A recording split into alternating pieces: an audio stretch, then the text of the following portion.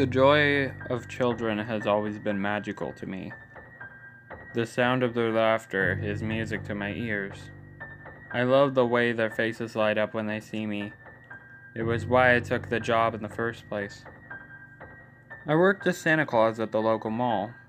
I enjoyed seeing the excitement in the little ones' faces as they pulled their mothers toward me, trying to get my attention.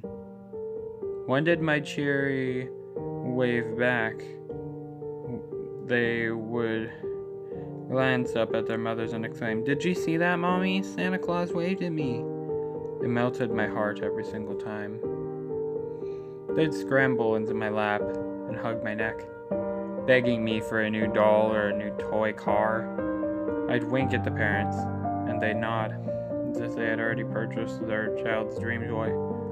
I'd ask the little ones if they behaved this year, and they would list off all the good deeds they've done.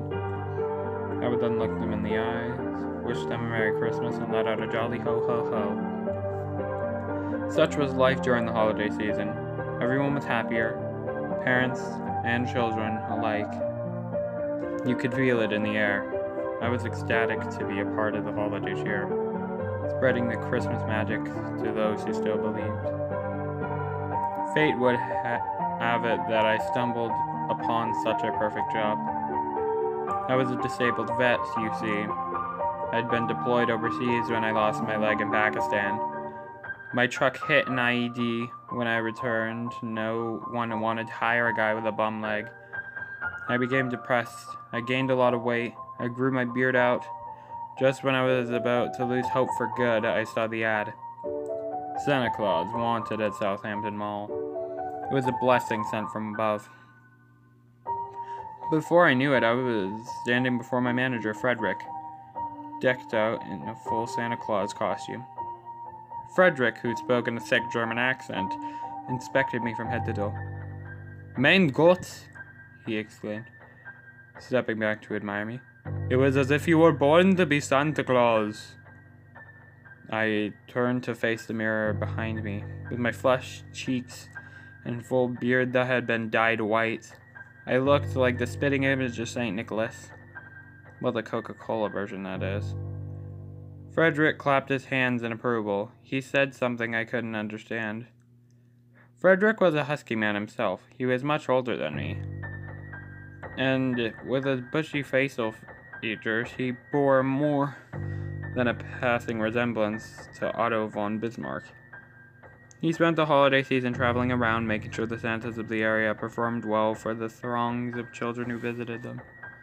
Wherever there was a Santa, Frederick was sure to be lurking close by, listening, watching the Santas putting on their best show. I referred to Frederick's operation as Bismarck's Reich. His involvement in the holiday cheer was impeccable, almost obsessive. Frederick was a passionate guy. On December 5th, I was doing my usual meet and greet at the mall. The stage was set, a giant plaster model of Santa's workshop served as the background. 2 ornate Christmas trees rose to great heights on either side of the big red armchair. Giant candy canes were neatly placed alongside a red carpet that led children to Santa's armchair. The mall had even installed a snow machine which would dump out fake snow every 10 minutes. I stepped into the side of the crowd. "Here Comes Santa Claus" played through a set of loudspeakers as the children cheered at my arrival. I felt like a celebrity as I sat in the armchair and beckoned the first child over. One girl approached me. Her sandy-colored pigtails bounced as she leapt into my lap and gave me a big hug. "What's your name, little girl?" I asked, peering over at my spectacle. "Elizabeth," she shouted with glee. She had a slight lisp. "How old are you, Elizabeth?" 5.5, she proudly announced. "Now, have you been good this year, Elizabeth?" "Uh-huh. My brother can be a real brat, though. Sometimes I want to hit him." She balled up her hands into 2 tiny fists and held them up in the air like the world's smallest boxer. "And do you?" I asked amusingly. I looked up at Elizabeth's mother, who was shaking her head and trying to suppress her daughter. "Nope, otherwise I wouldn't get my presents." Elizabeth grinned at me, revealing 2 missing front teeth. "Well done, what would you like for Christmas, my dear?" "A new puppy." Her tone suddenly became heavier. I had to say goodbye to my dog this year. It's been awful lonely without him. I looked at her with a sad heart. I knew the feeling of losing an old friend like that. Before I could answer, the young girl spoke again. Santa, can I ask you something? How can you travel to every house in the world in just one night? My brother says it's impossible. Time is different where I'm from. A day in your world feels like a month in mine. I may have told an older, more wiser child. Instead, I put on her shoulder, leaned in and said, through magic, Elizabeth. It's how I do all my work. Magic helps my elves build all the toys on time. Magic helps me fit all the presents into one bag. Magic helps my reindeer fly. Magic helps me fit down the chimney, even if there isn't one. Magic helps me eat all the milk and cookies you boys and girls leave out for me. I gave her belly a slight tickle. Elizabeth giggled. And I get my magic from the children who believe me. Like you. Elizabeth seemed convinced with the answer. She looked like she was ready to go inform her older brother that what Santa just told her. Okay, but in case you forget, I live at 21 Hamilton Lane.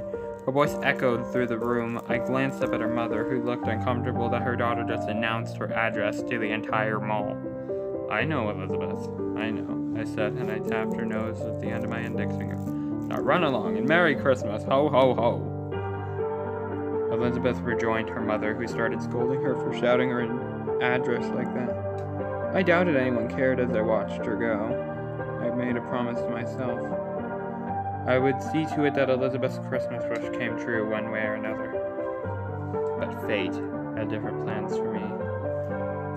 When the meet and greet was over, Frederick suddenly materialized at my side. He commended me on my spectacular work. I was pretty pleased with myself too. Today was a big success. Listen, tonight is a big night for us Santa Clauses, Frederick told me once we were alone. It is a night of drinking and cheer. We are getting together here in this mall. 11 o'clock. See you there. Whether it was my high from today's activities or the fact that I didn't want to seem like a loser in front of my boss, I agreed to meet him at the mall tonight. Oh, and one more thing, Frederick told me before we parted ways. Bring a bottle of schnapps, peppermint, if you don't mind.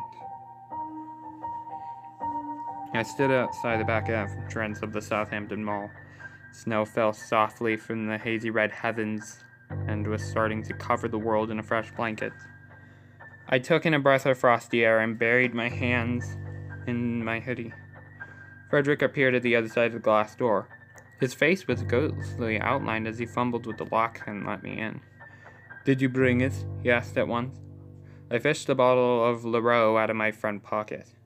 His face lit up like a Christmas tree. Wunderbar! I knew I could count on you. I stepped out of the cold and into the darkness of the Southampton Mall. I'll admit, it was strange being at the back of the mall after hours. The stage looked the same as we had left it. But with the lack of light felt unsettling, almost ominous. The place frightened me a little. Its emptiness frightened me. Our footsteps echoed on the tiled floor as I followed Frederick to the stage. I nearly jumped out of my skin when two shadows rose and approached me. The shadow smiled at me. This is Bill and Derek. They are my Hampshire Mall Santa Clauses. I shook hands and acquainted myself with the two men. They looked like brothers, although it was hard to tell through their bushy beards. I was still on edge from the scare they had given me. It felt like they were teenagers who had snuck into the mall for a night of mischief, only we were grown men drinking at the mall. The thought of it was now beginning to seem absurd to me. Frederick did not let me open the bottle of schnapps when I went to twist the red cap off. He said that the bottle was to be saved for later. Instead, he stuck the beers that Bill and Eric had brought. As the booze warmed me up, the creepiness of the mall slowly faded away. Pretty soon we were happily buzzed and swapping Christmas stories. Eric told us about the time where a kid had bitten him and we howled with laughter. Frederick, in the meantime, was quiet and kept checking his watch. Several times I heard him impatiently muttering in German. Anders is late. The fool, doesn't he know what tonight is? He grumbled to himself at one point. It was nearly midnight. Oh, come on, Fred, cheer up. More boots for the rest of us, I exclaimed, landing a slap on one of his broad shoulders. The manager shot me a piercing look. I withdrew my hands cautiously as if Frederick suddenly turned into a rabid animal. Such traditions should not be taken lightly. I told him to be here a half hour ago, he thundered. His voice echoed through them all. Confused, I started to ask, "What are you?" when my voice was suddenly cut short by the sound of hurried footsteps, accompanied by the jingling of bells. I wheeled around and noticed a tall man heading toward us. He wore the Santa Claus outfit, but was too skinny to pull it off. His thick-thin extremities looked comical in the fat man's suit. My ring of bells had been strapped to his boot, and with every other step, they would jingle gaily. The burlap sack of gifts was slung over his shoulders. He reminded me of a human version of Jack Skellington. Immediately, Frederick's demeanor changed. He stood up cheerfully and stretched out his arms. "Anders, you were starting to worry me." "Sorry, Mynheer." The scarecrow of a man said, "Things took longer than I expected." The tall, skinny man and the short, stout man in the darkened room I met in the darkened room and began rapidly exchanging words in German. The conversation was heated. Frederick was gesticulating wildly, while Anders made great, sweeping motions with his right hand. I was transfixed by their alien language when suddenly my ears picked up a word I recognized. Hamilton. It stood out like a buoy amidst a sea of harsh German words. They continued to babble. There it was again, Hamilton. This time Frederick said it. Why did it sound familiar? My eyes fell to the sack on Anders' back. Suddenly it made sense. 21 Hamilton Lane. My heart sank. Anders turned and made a drive for the armchair. His pace was quick, as if time was the essence. He swung the bag onto the chair and stepped back. The faint glow of some distant light. I stared at the sack in disbelief. There was no way that Anders had gone to 21 Hamilton Lane to kidnap Elizabeth, who is now dead in the burlap sack. The bag jerked once I saw an outline of a small shoe through the thickly woven material. A child's shoe. I jumped to my heel. "Wait!" I cried. Frederick and his right looked at me with sullen faces. I tried to scramble toward the bag, but when I made a move, the hands of Bill and Eric grabbed me and knocked me to the floor. The air of merriment had vanished, like a snowman on a hot summer day. It had been replaced by confusion and fear. "I may have misjudged you," Frederick said in a thick voice. "I didn't want to believe that you had formed a connection with the girl. I was wrong." Frederick came toward me like a tempest. His boots fell heavily on the floor as his hand disappeared in his coat pocket momentarily before pulling out a pistol. Pointed it between my eyes. I focused on the dark circle of the barrel as the hammer went click. It would only take a second for me to knock the weapon out of the German's hand. He couldn't have been expecting it, and in his surprise I'd leap on him and knock him out with a swift strike to the fat nose of it. Then I'd turned the gun on his right and ordered him to freeze while I rescued Elizabeth and brought her home safely. It would only take a second for the military instinct to kick in. But the German was quicker. "Don't even think about it, army boy," he said menacingly, taking a precautionary step back. "I've been fighting in wars since your father was in diapers. I'd blow your brains out if you try anything." The air around Frederick had changed. The merry man within my manager had died. Cold, relentless man has taken over. My body tensed up in his presence. "Now hand over the schnapps," he demanded. I didn't move. Frederick motioned Bill over without breaking eye contact with me and barked, "Schnell!" Bill scurried over to reach into my pocket. He kept his head down as he pulled out the bottle of Leroux. I wish that he'd dropped that damn bottle. Then all of this would have ended right then and there. Bill placed the bottle next to the armchair and carefully stepped back, as if it were a sacred shrine of some sort. Frederick checked his watch. 4 minutes to midnight. We made it, gentlemen. The stout German looked back at me. His gaze was still cold and calculating. But I swear I saw a quick flash of what looked like guilt in those eyes. Pistol was still pointed at my forehead. I'm sure you want an explanation, my boy. I stared at him in fury. Kidnapping didn't need an explanation. I want to apologize for the circumstances. I know that you want to save the girl, but this must be done. It's our tradition, and it goes back many years, before me even. Every year on December 5th, we kidnap a child from the area. We hand it over to the gods at Christmas so it can appease them. So he doesn't terrorize us. Things used to be so much worse than this.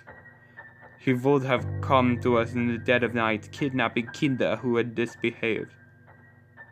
He would take them back to his home, stick them on his pitchfork, boil them, and eat them. Many Christmases ago, my grandfather made a deal with him. He would provide this creature with a pure soul every year. In return, he would leave the rest of our children in peace. When I saw little Elizabeth, I knew that she was the one. The girl who was ever kind enough to give us her address, as if she was offering herself to him. Who are you talking about? Who's going to take her? I demanded. Frederick looked at me gravely. The Christmas lights that hung on the stage began to flicker on and off. Music began playing from some distant record box. It sounded like Here Comes Santa Claus, only it was distorted, out of tune. The original vocals had been replaced by a deeper, demonic-sounding voice. The lyrics, I noticed, were being sung backwards. The sound of the demented Christmas song made my entire body erupt with goosebumps. The room had turned into an icebox, a cold, desolate icebox that seemed to be shrinking, making the air harder to breathe and my head spin. He is coming, we need to leave, shouted Anders. His voice was strained with impatience. Don't do anything stupid or a lot more children may disappear, said Frederick, lowering his pistol. He offered me his hand. I swatted it away. I shakily rose to my feet. Frederick firmly grabbed my shoulder and whispered, Don't look at it. There was a sound of rattling chains as something came our way. I trudged slowly through the darkness, and with every clang of the metal links, my heart beat faster and faster. Who's coming? What is that? I shouted. No one answered. My head got lighter and lighter as if it were an elevator that was rocketing skyward through the glass ceiling of the Southampton Mall and into the atmosphere above. Fear gnawed at my belly, turning it sour and unpleasant. Bill and Eric were already bolting, and they passed me as I turned and joined them in their flight. I was terrified. I had never been so afraid in my life. Not when I found out I was being deployed in the Middle East, not when my squad was being ambushed by a group of Al-Qaedans in the middle of the day, not when I laid in the desert road, exposed, legless after the IED had gone off and took my truck, my men, my dog. We fled as a group. I had never retreated as fast as I did that night. Fear motivated my feet. I was not focused on where they fell on the floor or how long my strides were, which is probably why I fell. My prosthetic leg betrayed me. I landed flat on my face. The group ran on, leaving me behind with the approaching monstrosity. I shot a glance over my shoulder. I wish I hadn't. An impossibly tall figure was now huddled over the red armchair, was untying the drawstring of the burlap sack with long, spindly fingers. The creature wore a flowing brown robe, which was covered in shackled chains. Two great horns emerged from its hood and curled in the shape of an S. I glanced down at the thing's feet. It had gray, hairy legs attached to its black, rotting hooves. I screamed. The creature snapped its head toward me, revealing two glowing red eyes, two hot, burning coals fueled by the flames of hell. I passed out from shock. When I came to, I was in the passenger seat of a Jeep. I looked at the driver's side where Frederick was sitting, watching me. You're awake. His eyes were wide and bloodshot. "Here, drink this cocoa. It will make you feel better."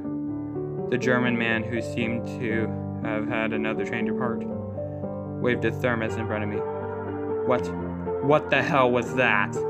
I asked lethargically, as if the horrors had been merely some twisted nightmare. I tried to shake the images from my head, but those two red eyes remained, burning malevolently behind my eyelids. I shuddered, shaking off the last bits of drowsiness. I took the thermos. I grimaced a taste of the room temperature cocoa. I drained the container in 3 large gulps. Frederick breathed deeply and looked at me with solemn eyes. "Krampus," he whispered. "The demonic spirit of Christmas. He is what St. Nicholas isn't. Vile, cruel, selfish, unrelenting, evil. He had been coming after children for millennia." His voice started to become unsteady. "He cannot be stopped, which is why I begged you not to intervene. I'm sorry I made you go through this. It had to be done." I sat in silence, in shock, in disbelief. Outside, the snow had settled heavily on the trees. Every now and then, a gust of howling wind blew through the branches, dislodging the snow and exposing the black bark underneath. Moments later, the snowfall restored the branches back to their white, immaculate glory. As I watched the snow fall and scatter off the branches, I thought of Elizabeth Stanley. I pictured them gathered around the Christmas tree, longing for the return of their lost child. A child that would never make it home to her presence. Not this year. Not ever again. Her gifts would remain undisturbed under the tree. Would Elizabeth's parents leave them there in hopes that she would be able to open them? How long would it take for them to return them, to give up? A time of cheer suddenly turned into a time of grieving. Here I thought it was supposed to be the most wonderful time of the year.